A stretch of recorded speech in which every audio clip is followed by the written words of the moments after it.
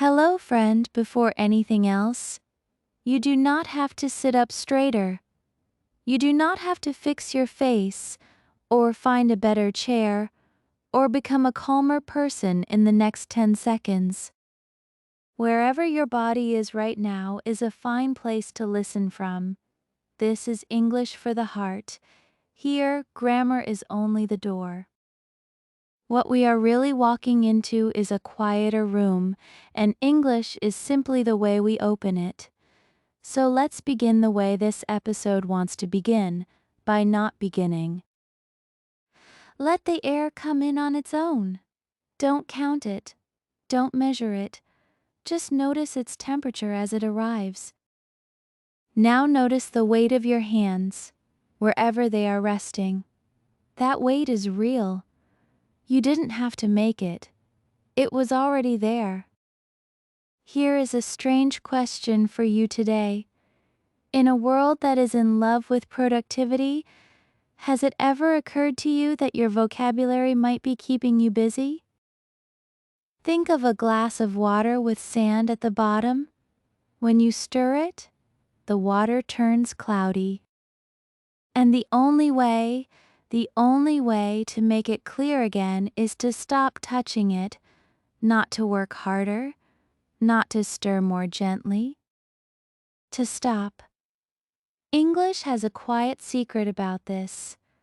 There is a real difference between doing nothing and making nothing, and almost every learner walks past it. Today, we are going to slow down and look at it together because I think it will change how rest feels in your mouth. English has two great working verbs, do and make. They look like twins. They are not. Do is the verb of activity. It is about effort, action, tasks, the spending of yourself. We do the dishes. We do our homework. We do a favor. And very importantly, do is the verb that goes with the vague words. Something, anything, everything, nothing. I need to do something. He didn't do anything wrong. On Sunday I did nothing at all and it was the best day of my week. Make is the verb of result.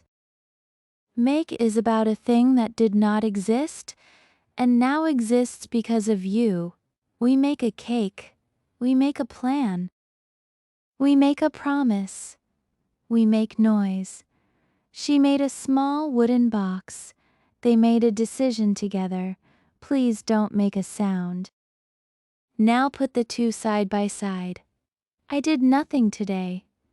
This is completely natural English. It means I performed no activity. I rested. I made nothing today. This sentence is not broken. It is good English in the right situation. But listen to what it does. Make is still hunting for a product. So the sentence sounds like a report from a workshop. No bowls, no bread, no output. It counts your absence of results. And here is the small, beautiful thing I want to leave with you. You can do nothing, but you cannot really make nothing, because nothing is not a thing that can be produced. Absence cannot be manufactured.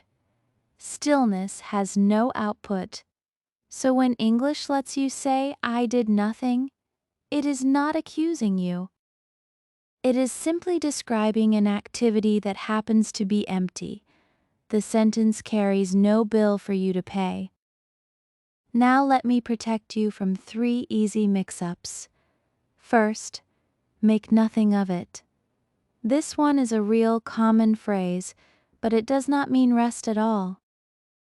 To make nothing of something means you could not understand it.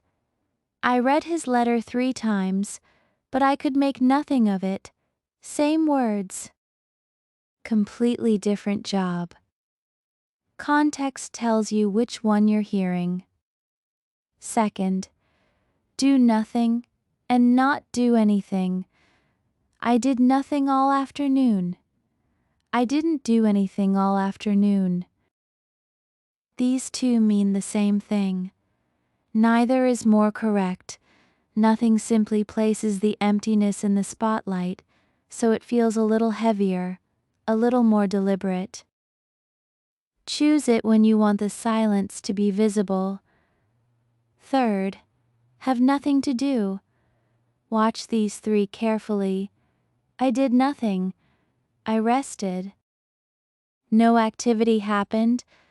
I have nothing to do. I have no task waiting. I'm free. Sometimes I'm bored. That has nothing to do with me. There is no connection between that and me. And one honest note, friend, do nothing has a second life in English, outside of rest. It can mean failing to act when action was needed. They did nothing while their neighbor struggled. The words are the same, only the situation decides. Today we are using the gentle one.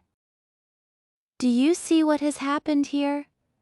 Before you ever decide to rest, your verbs have already decided how rest will feel.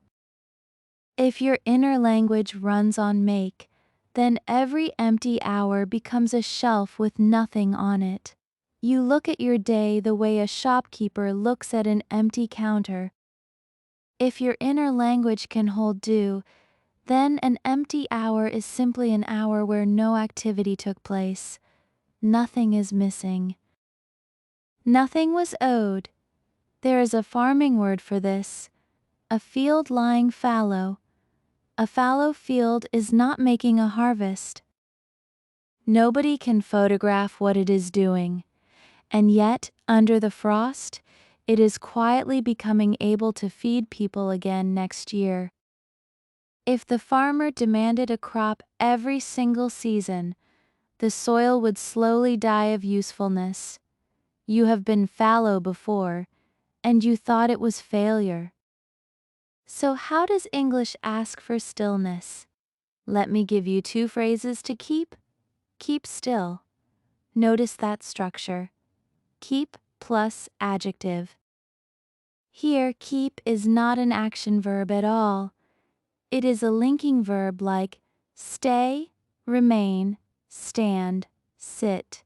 It means continue in this state. Keep still. There's a butterfly on your shoulder. The lake stayed calm all evening. He remained silent. Sit still for one more minute. Keep still is about your body. Don't move. You will also hear hold still. That's the short, immediate one. The one someone says while they're taking your photograph or removing a splinter. Hold still is for this moment. Keep still is for a stretch of time. Stay put. This one is a fixed idiom and I love where it comes from. That put is an old past participle form meaning placed, so stay put literally says, remain where you were placed. Because it is fixed, we never change its shape. Not stay putted, not stay putting, only stay put, I'll come to you. The snow stayed put on the branches all morning. So, keep still is about the body. Stay put is about the place. One asks you not to move. The other asks you not to leave. And now the time clause. Stillness usually has an ending, and English marks that ending with words like until, when, before. After these words, when we talk about the future, we use the present tense. Stay put until the rain stops. Keep still until I tell you wait here before you decide anything. To be clear, will is not weak, and it is not wrong. It simply lives in the main clause, not inside the time clause. I will wait with you until the fog lifts. Two halves, two jobs. The future belongs to the main clause. The time clause stays in the present, right here, right now, which is exactly where stillness lives anyway. Let's put them in your mouth. Say these slowly with me, out loud if you can. These are not grammar proofs. They are simply the grammar, borrowed for your life. Today I did nothing, and nothing was lost. I can keep still. I will stay put until this passes. Say the last one once more, and let stay put mean what it really means. Remain where you were placed, not abandoned, placed. Look at the moon tonight if she is out. The moon makes nothing. She builds no light, produces no heat, ships no product. She does nothing all night long.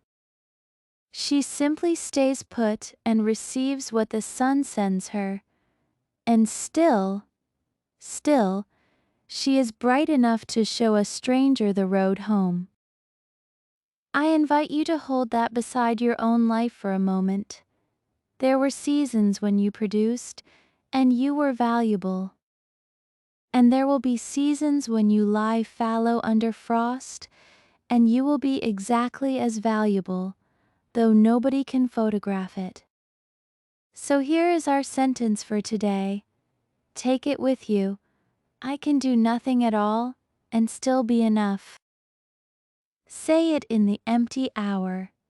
Say it on the afternoon that ends with no results. It is good grammar, and I believe it is also true. Thank you for staying here with me in the slow part of the day. If this quiet hour was useful to you, you can leave a small mark, a like, a subscription, a word in the comments. It helps this room find the other people who are tired. Until next time, keep still, stay put, and let the sand settle.